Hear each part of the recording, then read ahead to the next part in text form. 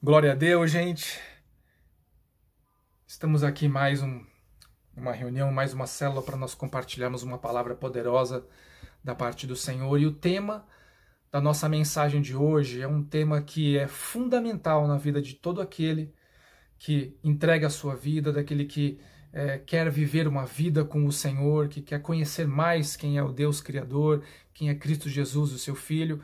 E eu creio que é uma palavra que talvez hoje seja, embora o embasamento, né, de toda a fé cristã, é uma das palavras que é menos ministrada, talvez.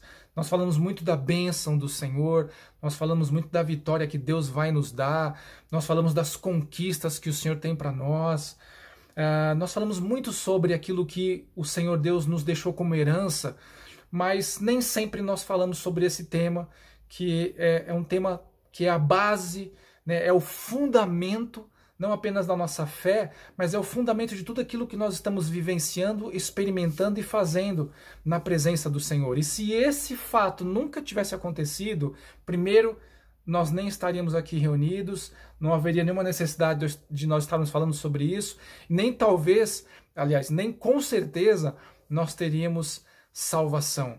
O que nós vamos falar hoje, gente, é sobre a cruz de Cristo. A cruz de Cristo, gente, a cruz de Cristo mudou tudo. Porque sem a cruz de Cristo não teríamos a salvação. Sem a salvação não teríamos a vida eterna.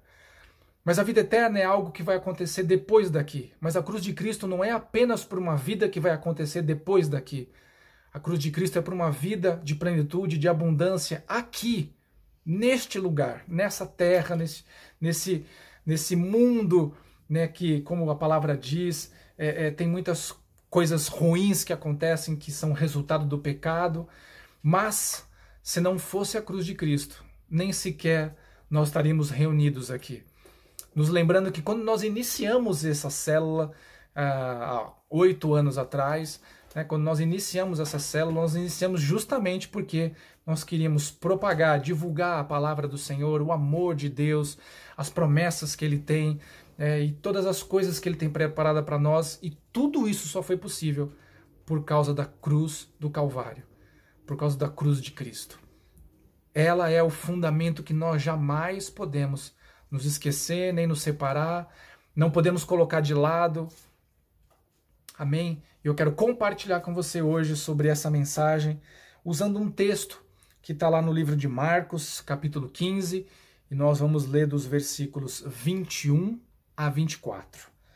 Marcos 15, 21 a 24, a palavra do Senhor diz o seguinte: certo homem de Cirene, chamado Simão, pai de Alexandre e de Rufo, passava por ali, chegando do campo.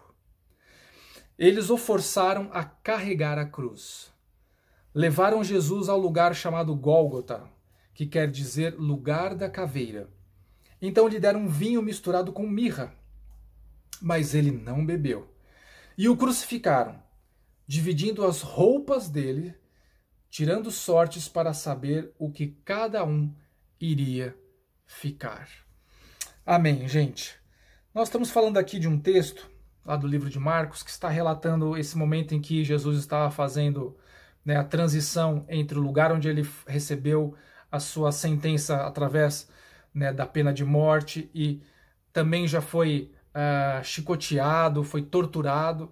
Então ele sai carregando a sua cruz. Só para você entender o que era essa cruz, e também um outro fato importante, lembrando que a cruz que Jesus estava carregando não era dele especificamente. Aquela cruz era de um outro prisioneiro que chamava-se Barrabás. E por conta daquela tradição que havia de libertar, né, um prisioneiro, então eles escolheram quem que queriam libertar. Vocês lembram bem dessa história? Liberta Barrabás ou liberta Jesus? Né, e o sumo sacerdote, toda aquela classe de religiosos, né, insuflou toda aquela multidão, né, crucifica Jesus, liberta Barrabás. Então Jesus estava carregando uma cruz que não era dele, mas a cruz era de Barrabás. Então era uma cruz que pesava aproximadamente uns 70 quilos. Então você imagina para uma pessoa normal, né, que está no seu vigor total, com suas forças, né, carregar um peso desse nas costas por uma distância bastante razoável. até poder ser crucificado. Agora Jesus estava extremamente extenuado, havia perdido muito sangue, havia sido torturado de uma maneira muito tremenda, e ele carregar essa cruz durante todo esse percurso, né? Então nós estamos falando desse momento que ele está carregando a cruz, ele tem esse momento em que ele não consegue mais, então os soldados romanos chamam uma pessoa da multidão, que você pode pensar, eles pegaram o primeiro que encontraram. Eu quero te dizer, não pegaram o primeiro que encontraram, eles pegaram Simão. Eles não sabiam o que eles estavam fazendo, mas Deus tinha um propósito. Simão não estava ali por acaso, ele não estava só de passagem, né? Então Simão foi chamado para ajudar Jesus a carregar a cruz até o Gólgota, o lugar onde ele foi, né, preso nessa cruz e foi efetivamente crucificado. E aí conta dessa passagem que os soldados então tiraram as vestes dele e repartiram, né, tiraram sortes entre eles para repartir e saber que parte das vestes ficariam com cada um. Então nós estamos falando exatamente deste momento, e eu quero voltar a dar uma ênfase com relação à importância da cruz do Calvário e da crucificação de Cristo Jesus, porque foi a partir daí que se cumpriu primeiro todo o projeto que Deus tinha para a salvação da humanidade, através do justo, né? O justo pelo injusto, e não apenas isso, mas todas as promessas que nós temos de cura, todas as promessas de bênção, né? Todas as promessas de plenitude, de alegria, de conquistas que foram possíveis efetivamente através da cruz do Calvário. E eu quero falar sobre isso com vocês, principalmente porque as pessoas às vezes têm dificuldade de entender, né, que a magnitude do poder da crucificação, da morte de Cristo na cruz, foi tão tremendo que a Bíblia fala lá em Colossenses capítulo 1, versículo 21 e 22 o seguinte: antes vocês estavam separados de Deus e em suas mentes eram inimigos por causa do mau procedimento de vocês. Mas agora ele os reconciliou pelo corpo físico de Cristo, mediante a morte, para apresentá-los diante deles santos, inculpáveis e livres de qualquer acusação. Então entendo o que essa palavra quer dizer. Antes do sacrifício de Cristo, antes de Jesus ter se entregado por nós, nós éramos inimigos de Deus. Por que nós éramos inimigos de Deus? Porque a nossa mente, né, a nossa natureza voltada para o pecado fazia com que nós nos distanciássemos de Deus por causa das nossas próprias atitudes, dos nossos próprios pensamentos. Então nós éramos inimigos de Deus, irreconciliáveis. Então o que Jesus fez foi nos reconciliar de novo com Deus. Lembrando que quando Deus colocou Adão e Eva no Jardim do Éden, havia uma sinergia, um relacionamento, né? Havia uma troca entre o homem e Deus perfeita. Por causa do pecado, essa sinergia, essa unidade, esse relacionamento foi quebrado totalmente. Então a morte entrou no corpo físico do homem, porque o homem era eterno até então. Então a morte entrou no corpo físico do homem, mas mais grave ainda do que isso foi a morte ter entrado no espírito do homem, né? O espírito ficou desligado de Deus e por conta disso nós nos tornamos inimigos do Senhor. Então a obra de Cristo no Calvário, na cruz do Calvário, gente, foi poderosa nas nossas vidas de uma maneira que nós talvez nunca vamos conseguir entender aqui. Não com o nosso intelecto, não com o nosso coração, não com as nossas limitações. Porque a obra que foi feita naquela cruz, gente, foi muito além do que a gente possa imaginar. Amém? E nós sabemos que uma parte dessa obra era nos libertar do pecado, porque estávamos cativos ao pecado. Então nos libertar do pecado, nos libertar das amarras deste mundo. A palavra do Senhor fala lá em 1 de João 5,19, né? Sabemos que somos de Deus e que o mundo todo está sob o poder do maligno. Né? O que está dizendo aqui? Que o sistema desse mundo está corrompido. O sistema que Deus havia dado para o homem governar. Por causa do pecado, esse sistema foi entregue para o nosso adversário. Não é à toa que quando você vê Jesus ser tentado lá no deserto pelo diabo, o diabo oferece coisas para Jesus. Por que ele está oferecendo o poder dos reinos dessa terra?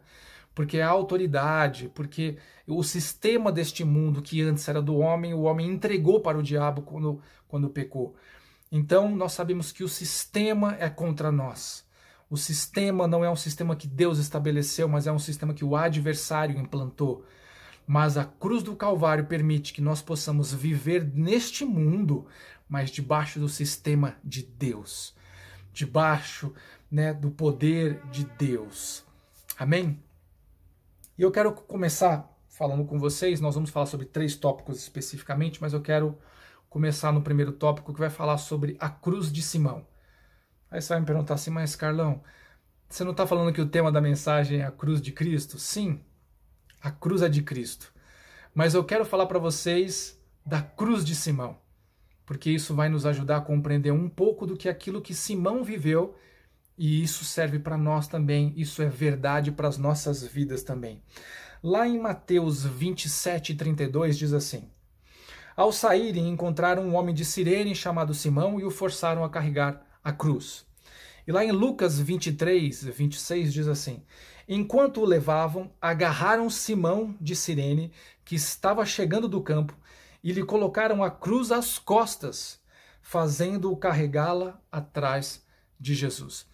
Não sei se você se lembra de tantas vezes que eu pontuo, né, quando eu estou ministrando para vocês ou ensinando a palavra de Deus, que nada que está na Bíblia é por acaso.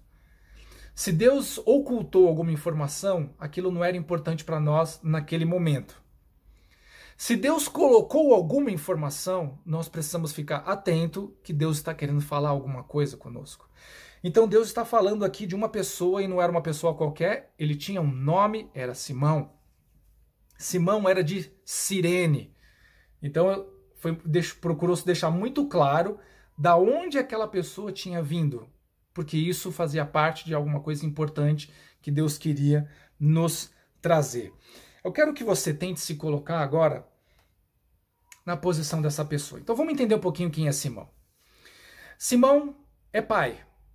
Não é isso que a gente entende? Sim, lá está escrito que pai de Alexandre e de Rufo. E é muito legal que a gente saiba que ele é pai de Alexandre e de Rufo, porque depois vou dar um texto para vocês falando de Rufo, ok? Então ele era pai, provavelmente, se não estava casado, foi casado, né? Tinha uma família formada. A palavra de Deus fala que ele era de Cirene. Só para você saber, Cirene hoje, essa cidade, o nome dessa cidade não existe, mas a cidade existe com um outro nome, fica no norte da África, mais precisamente no norte da Líbia.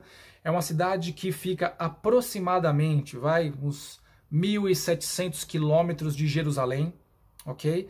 Então, você imagina que este homem saiu lá da onde ele estava, 1.700 quilômetros, e ele foi até Jerusalém.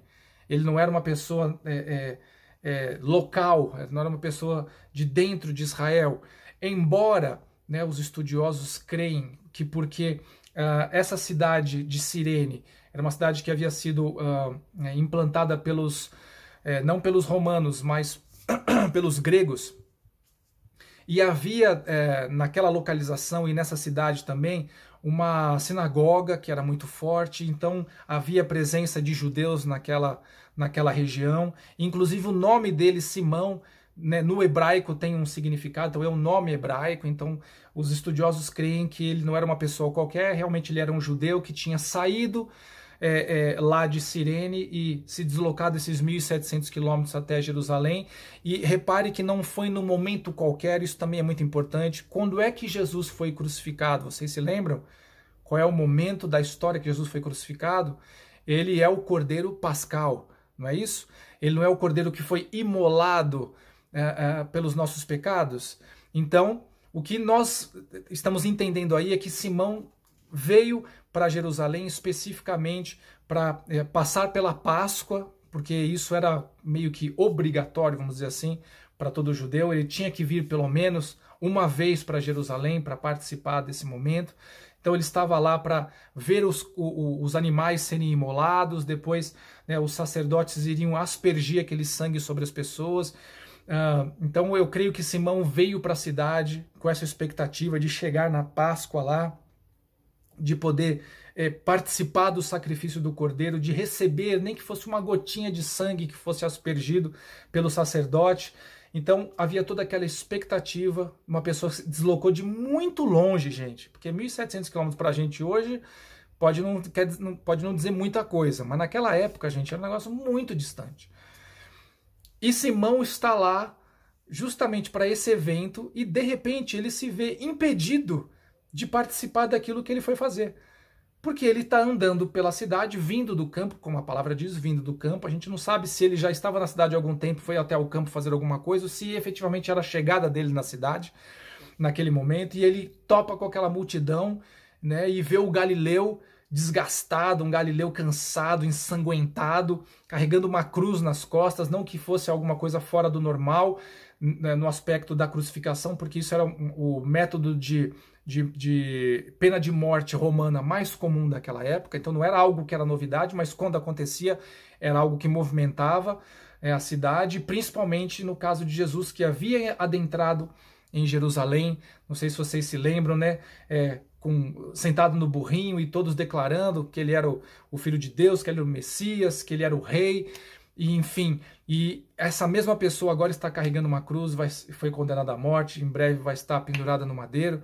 Então Simão chega na cidade, vê toda aquela situação e, além de não poder talvez chegar até o lugar onde ele queria ir, cumprir a missão que ele foi fazer, ainda por cima foi chamado para carregar a cruz com aquela pessoa, sabendo que a cruz era um lugar de maldição, né? Já estava escrito isso, maldito todo aquele que for pendurado no madeiro. Então ele já sabia que aquilo, sabe, ele não deveria estar participando daquilo. Mas ele foi chamado, foi obrigado pelos soldados romanos a carregar a cruz com Cristo até o Gólgota. Agora tente se colocar no lugar dessa pessoa. Às vezes a gente tem planos para o nosso dia, a gente está se deslocando para algum lugar e tem algum contratempo, qualquer que seja, e a gente já fica furioso porque não conseguiu cumprir com aquilo que a gente queria. Imagina no caso dele que envolvia muitas outras coisas, tradições, né, superstições, aquela situação toda. E eu creio que Simão não tinha capacidade de compreender a profundidade daquilo que Deus estava fazendo. E ali havia algo muito poderoso da parte de Deus, agindo na vida de Simão, mas também agindo na vida de Jesus. O que Deus estava fazendo na vida de Simão ecoou por toda a eternidade, porque isso chega até nós hoje. É curioso que ele foi obrigado a carregar a cruz de Cristo. E a gente vê algumas passagens como Jesus falando, né? Se você não negar-se a si mesmo e carregar a sua cruz, você não é digno de mim. Então havia algo por trás disso muito importante para nós, e eu quero passar isso para vocês agora. Lá em Mateus 10:38 diz assim: quem não toma a sua cruz e não me segue, não é digno de mim. Lá em Lucas 14:27 diz assim: aquele que não carrega a sua cruz e não me segue, não pode ser meu discípulo. Então você imagina que Simão estava com a cruz nas costas e ele deve ter pensado ao longo desse caminho todo: o que eu estou fazendo aqui? Essa cruz não é minha, eu não fui condenado a nada. Ele é o condenado, não eu. Por que eu tenho que carregar essa cruz? Mas, gente, o que Simão não conseguia compreender naquele momento é que aquela cruz era dele. A cruz era de Simão. De todas as pessoas que estavam naquela cidade, e de fato, de todas as pessoas que havia em todo o mundo naquele momento da crucificação, o único que não era digno de estar carregando aquela cruz, o único que não era condenável, o único que não tinha crimes, era Jesus. Porque se ele tivesse pecado, o seu sacrifício teria sido em vão. Ele foi o Cordeiro imaculado e santo. Então aquela cruz não pertencia a ele. Aquela cruz pertencia a mim e a você. Simão foi um instrumento que Deus usou para mostrar para nós a importância que nós temos de carregar a nossa cruz. Quando eu falo isso, não estou falando de carregar uma cruz, né, como quem fazendo um sacrifício vai alcançar o favor de Deus. O sacrifício só poderia ser feito por aquele que era perfeito, que é Jesus. Ele fez o sacrifício, ninguém mais poderia. Amém? Ele fez o sacrifício. Mas nós devemos carregar a nossa cruz também.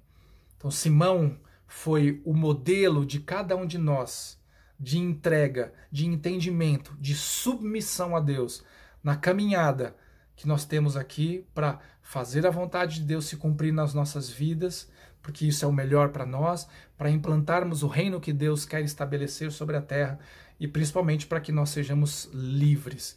Então, a cruz que Jesus estava carregando não era dele, era nossa. Amém? Isso foi muito impactante do outro lado também, da parte de Jesus. Se você parar para pensar, Jesus estava no momento de um cansaço extremo. E naquele momento de cansaço extremo que ele estava passando, Deus levantou um refrigério para ele. Alguém que pudesse ajudá-lo a carregar essa cruz. Então essa mensagem ela serve para nós, nesse primeiro tópico, de duas maneiras. É o nível de comprometimento, de sacrifício, de entrega que nós devemos ter diante do Senhor. E isso é carregar a nossa cruz. Nos submetermos à sua palavra. E não apenas nos submetermos, gente, àquilo que eu gosto da Bíblia, mas me submeter a tudo que está na palavra. Não é apenas eu escolher textos que eu acho que são bonitos e falar esses aqui eu vou viver. E os outros que talvez vão mexer com as minhas áreas, que eu não quero abrir mão, esses aqui eu não vou viver. Nós não temos essa opção. O pacote de Cristo Jesus na cruz do Calvário foi completo e nós precisamos recebê-lo completo também. Amém? E é muito importante que você entenda isso. Então é fundamental que nós andemos em obediência, busquemos ter um relacionamento com Deus, orando, buscando Ele, continuamente lendo a sua palavra. E isso é carregar a nossa cruz. Mas também tem um outro lado dessa moeda. Nos momentos de dificuldade que você vai enfrentar, os momentos de crise que você vai vivenciar, quando as tempestades se formarem diante do seu horizonte, não fique com medo, porque Deus vai levantar alguém para poder te ajudar. Deus vai levantar alguém para te dar uma palavra. Deus vai levantar alguém para te dar forças e para te ajudar na sua caminhada. Amém? Assim como Ele fez com Cristo, Ele também vai fazer comigo e com você. Amém? Mas nós precisamos efetivamente nos submeter. Sabe que essa passagem que Simão passou foi tão impactante na vida dele, foi tão importante, que se você pegar lá no texto do livro de Romanos, né, no capítulo 16, no versículo 13, você vai ler assim, ó: saúdem Rufo, eleito no Senhor, e sua mãe, que tem sido mãe também para mim. Esse Rufo que está descrito no livro de Romanos é tido pelos os historiadores e os teólogos como sendo o Rufo, que é filho de Simão. Olha que coisa interessante. Então, a obra que Deus fez naquele momento, a situação em que Deus colocou Simão naquele momento, que foi extremamente desconfortável para ele, estava produzindo uma ação eterna. Entende o que eu quero dizer?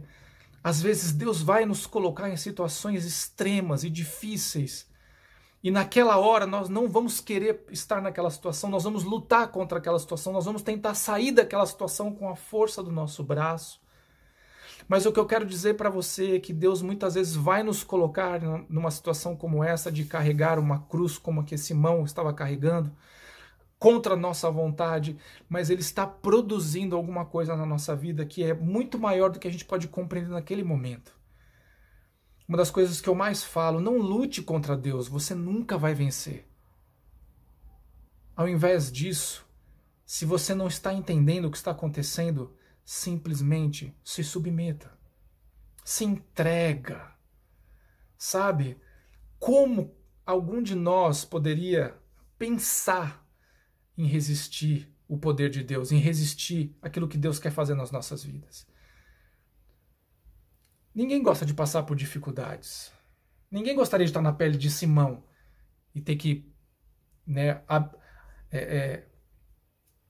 ter que sair do seu alvo, do seu objetivo, deixar de fazer aquilo que estava proposto no seu coração para fazer uma outra coisa muito pior. Porque você imagina que as pessoas deviam estar ao longo desse caminho que Simão ajudou Jesus a carregar a cruz, as pessoas ainda estavam dando cusparadas, xingando, jogando coisas em Jesus e provavelmente acabaram caindo sobre Simão. Simão começou a participar da maldição que estava ali junto com Jesus. E ninguém quer passar por isso. Mas a obra que Deus fez na vida de Simão ecoou pela sua família e pelas suas gerações. Então você e eu não sabemos muitas vezes porque passamos por momentos em que nós temos que abdicar dos nossos projetos pessoais, dos nossos planos, para entrar num outro projeto e num outro plano que não é o que eu queria. Eu quero te dizer, não é o que você quer, mas é o que Deus quer. E pode, num primeiro momento, ser bastante difícil. Mas o que você precisa aprender é a confiar no Senhor. Quando você aprender a confiar em Deus, você vai descansar que, embora você não entenda o que você está passando, tem um propósito que é maior do que você. Amém? Essa é uma palavra, gente, que é para trazer um ânimo e uma esperança no seu coração. Depois eu quero falar com vocês sobre o segundo tópico, que é: ele não quis anestesia para a dor.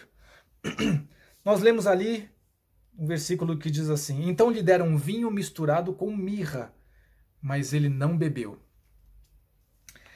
Eu fico pensando que os soldados romanos eles tinham que dar cabo daquela sentença, ou seja, a sentença não era apenas que Jesus fosse morto.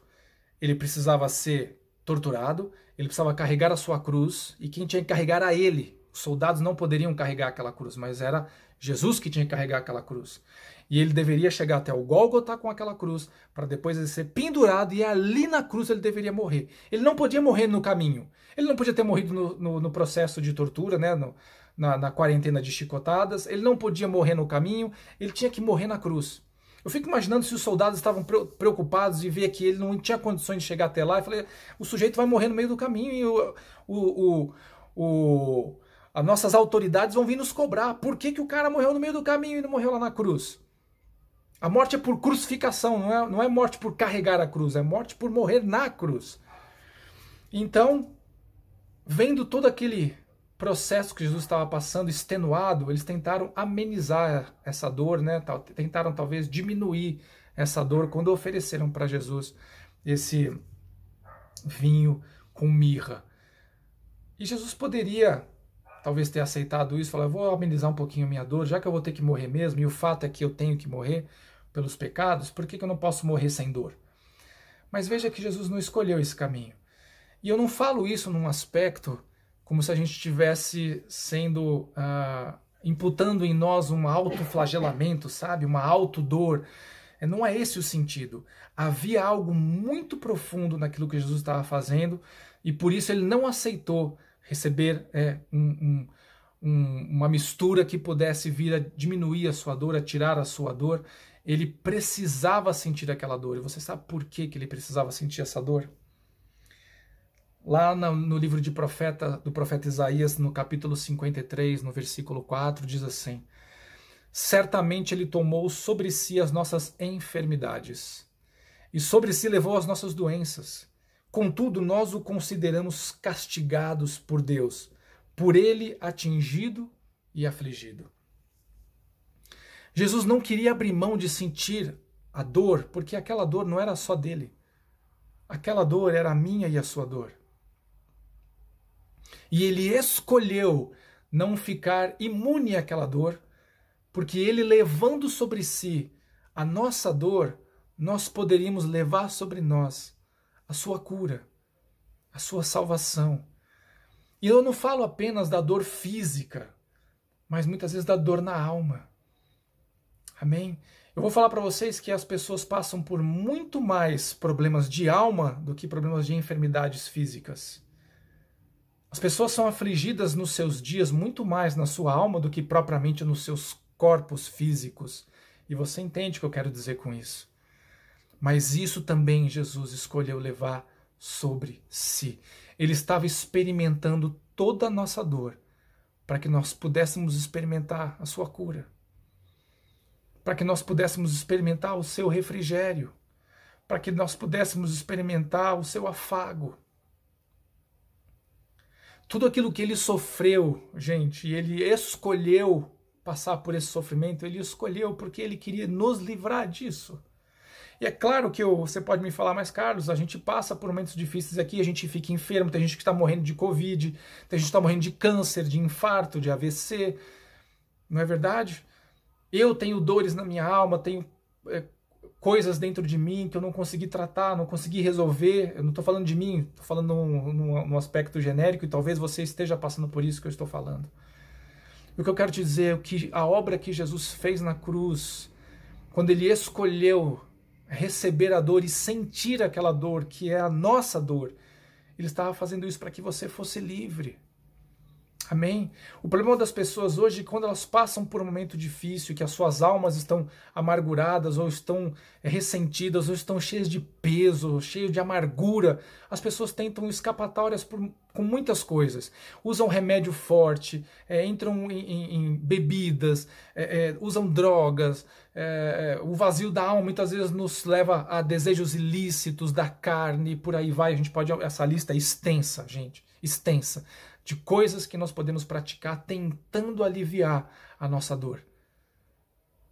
Mas Jesus, ele escolheu levar a minha e a sua dor, para que nós não precisássemos de nada disso, de nada disso. Entende? Você não precisa de bebida, você não precisa de drogas, você não precisa de alguém para te fazer feliz, você não precisa de subsídios externos e coisas pecaminosas para encher a sua alma e tentar trazer alívio para a sua dor ou para o vazio que você tem dentro de você. Você não precisa, nós não precisamos de nada disso. E quando eu falo isso, eu não quero dizer que quando nós passamos por uma enfermidade, nós não possamos e não até devemos tomar um remédio ou um medicamento que venha, né, a nos ajudar a recuperar, de forma alguma. Amém? A medicina, os remédios e os médicos é um projeto de Deus.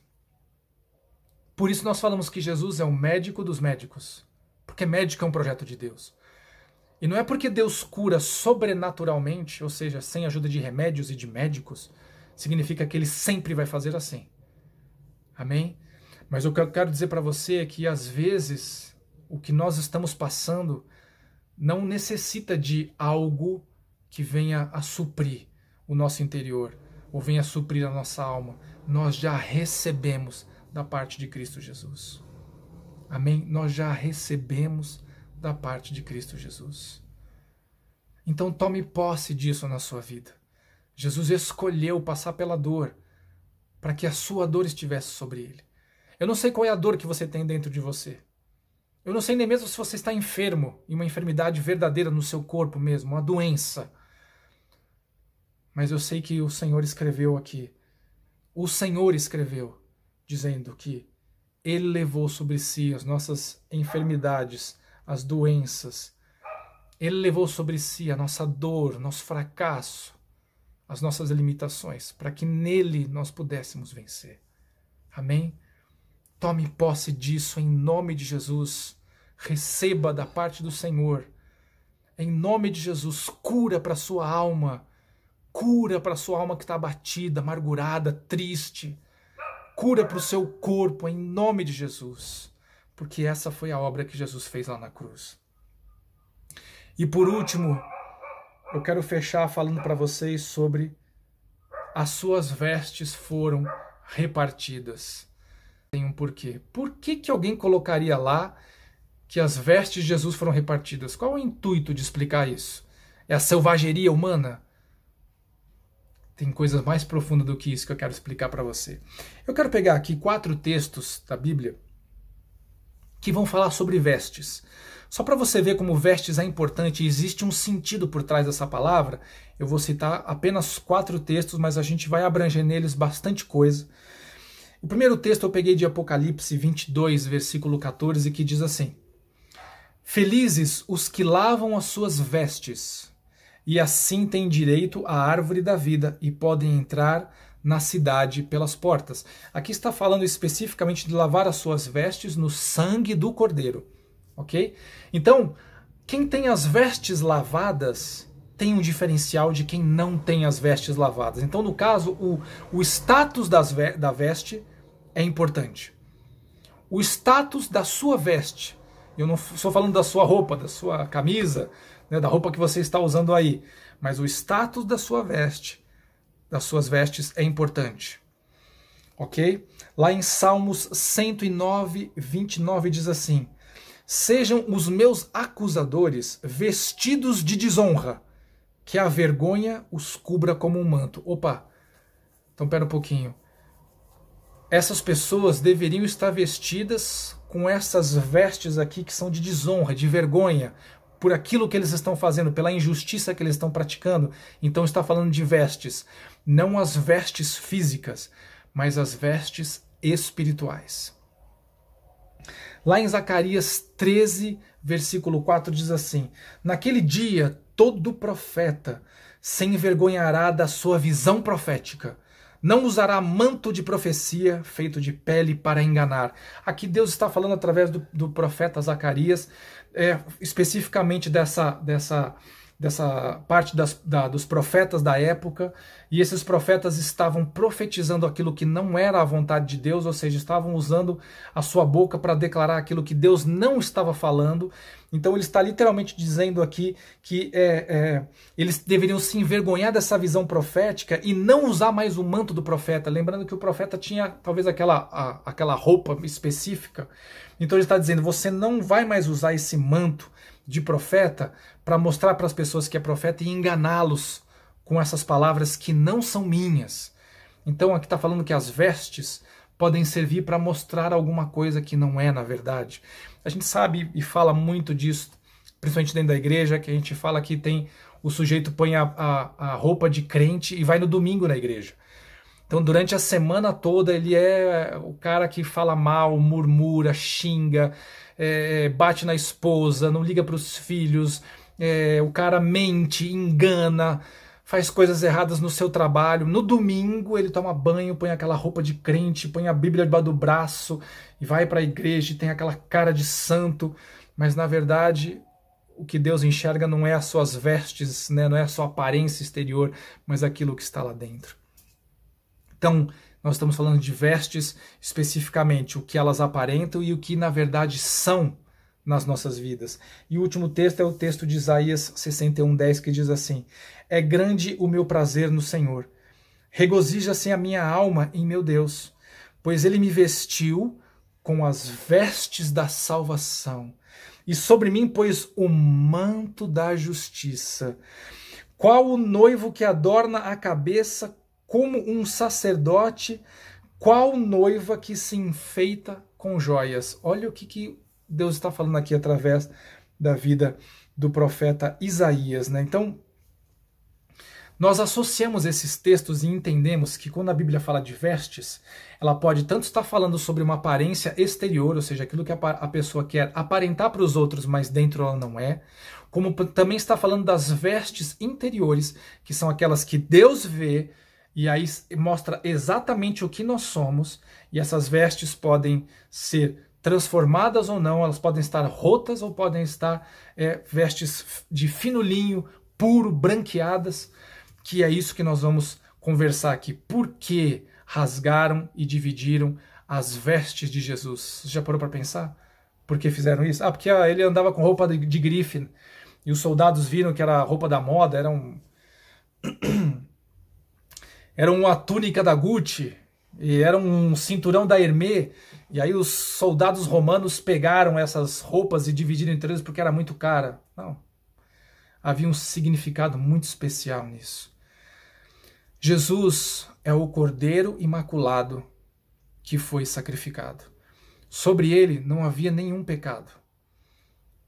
O fato dele ter tomado sobre si os nossos pecados não quer dizer que ele era pecador. Significa apenas que nós somos pecadores e o nosso pecado foi colocado sobre ele.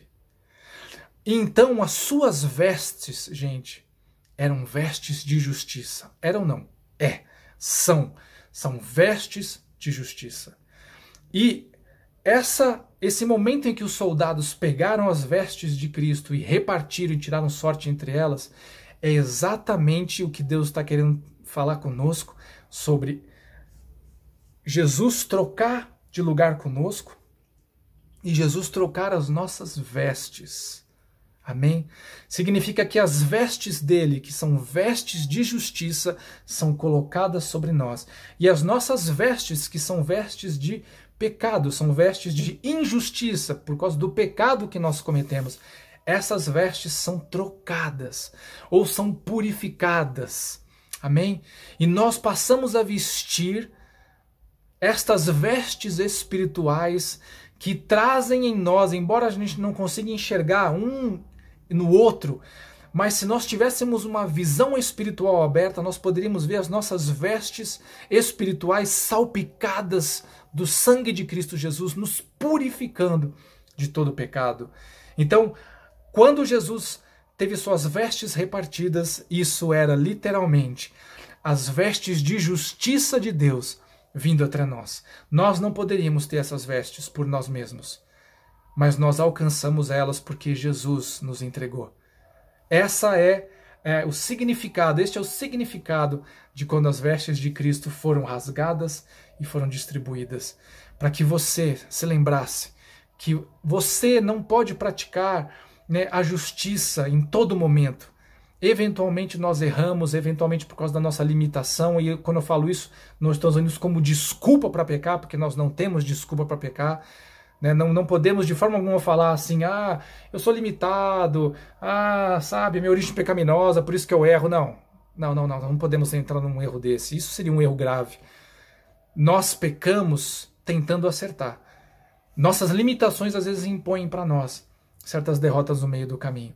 Mas as nossas vestes, de todo aquele que crê em Cristo Jesus, que é o Filho de Deus e que o seu sacrifício na cruz do Calvário foi para levar o nosso pecado, a nossa injustiça sobre ele, para nós que cremos nisso. Sim, para nós, as nossas vestes foram trocadas, as nossas vestes foram purificadas.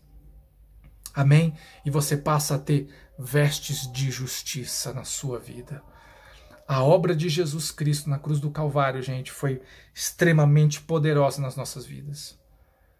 Ele não apenas garantiu a nossa entrada no céu, ele não apenas garantiu a vida eterna, mas ele garantiu muito mais do que isso. Mas Carlos, o que pode ser mais do que a vida eterna? Deixa eu te perguntar, e se você pudesse passar a vida eterna sem Deus, você gostaria? Você consegue imaginar o que é isso? Eu gosto muito do salmista quando ele fala: melhor é um dia nos teus átrios do que 1000 em qualquer lugar, em qualquer outro lugar. Então, se um dia na presença de Deus é maravilhoso, o que diria da eternidade? O que a obra da cruz de Cristo, o que a obra da cruz do Calvário fez nas nossas vidas foi literalmente nos dar de novo acesso a Deus, o Pai, e permitir que nós tenhamos relacionamento com Ele, intimidade, conhecer o seu coração, permitir que Ele trabalhe nas nossas vidas. Sabe, gente, hoje nós estamos aqui, mas a gente não sabe o dia de amanhã. A gente não sabe se vai estar vivo, não sabe se vai estar respirando.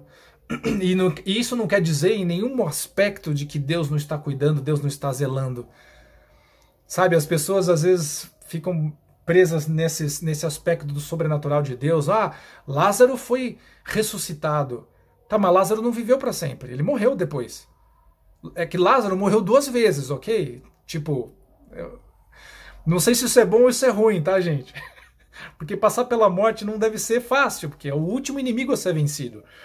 Então Lázaro passou 2 vezes pela morte. Uma ele morreu, Jesus o ressuscitou, mas depois ele morreu de novo. Morreu depois, de velho, morreu porque a sua vida se esgotou, como a minha e a sua também vão. Amém? Mas nós temos essa tranquilidade de que, embora os nossos dias sejam poucos ou sejam muitos, eles estão na presença de Deus, gente. A nossa esperança está em que nós de Deus saímos e para Ele voltamos. E louvado seja o nome do Senhor. Amém? O que o Senhor quer trazer para nós nessa noite, através dessa palavra da cruz de Cristo, é que existe esperança para você. Existe cura para a sua alma. Existe ânimo que Deus quer ministrar ao seu coração e te falar. Pode ser que os seus dias sejam poucos ou sejam muitos, mas enquanto os seus dias estiverem aqui nessa terra, eu também vou estar cuidando, vou estar fortalecendo, impulsionando e te levando a conhecer toda a magnitude do meu amor. Esse é o maior desejo de Deus, que você conheça a profundidade, a largura, a altura do amor de Deus. Do amor de Deus pela sua vida. Amém? Não fica olhando para as situações adversas, para as coisas que não são, reclamando, tratando as pessoas mal, tratando você mesmo mal. Sabe? Pare de fazer isso. Olhe para o Senhor. Olhe para a cruz do Calvário. Talvez uma das coisas que mais a igreja tem esquecido nesse tempo é a origem dela. A origem da igreja é a cruz do Calvário. Porque se não houvesse a cruz do Calvário, nós não estaríamos aqui. Lá foi consumado tudo. Eu até queria declarar isso para vocês aqui. Deixa eu ver se eu até encontro qual era o texto. Não sei se eu coloquei aqui, mas não sei se você se lembra quando Jesus, lá na cruz, ele dá o seu último suspiro, ele entrega a sua alma.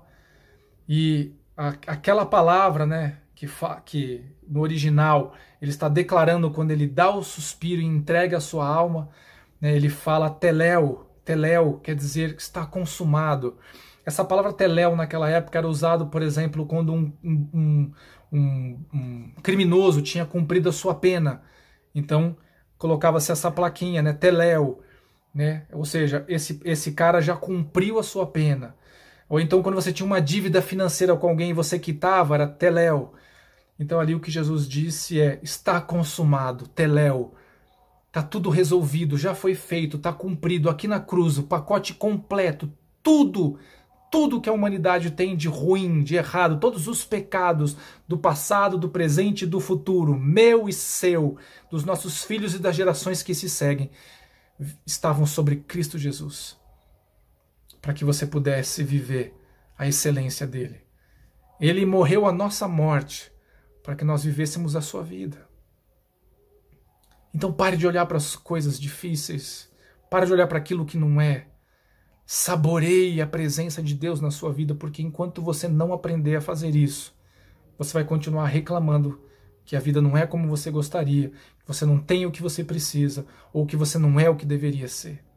Pois eu quero te dizer que o que Deus preparou para você é a medida exata e perfeita daquilo que você precisa viver. E as lutas que você vai enfrentar, e você vai enfrentar, são as lutas que Deus vai colocar para você crescer, porque Ele te ama. Porque Ele quer produzir em você estabilidade, Ele quer produzir em você fé, perseverança. Amém? Então creia que o que Deus tem preparado para você é bom. Não é porque não é como você quer, que não significa que não vem de Deus. Isso só significa que você precisa mudar a sua maneira de olhar, de ver e de pensar. Amém? Deus tem cura para a sua alma, Deus tem cura para o seu corpo, Deus tem cura para a sua família, Deus tem cura para os seus sonhos. Que às vezes o que nós estamos sonhando é pesadelo, gente. Deus tem um sonho para a sua vida, que é maior do que você pode imaginar. Amém? Sempre que você passar pelo momento difícil, pela adversidade, sempre que você olhar para as coisas que você não tem e gostaria de ter, que você gostaria de fazer e não está fazendo agora, lembre-se da cruz do Calvário. Porque Jesus subiu naquela cruz e morreu no seu lugar, para que você pudesse viver o melhor que Ele tem para você. Então receba, em nome de Jesus. Em nome de Jesus.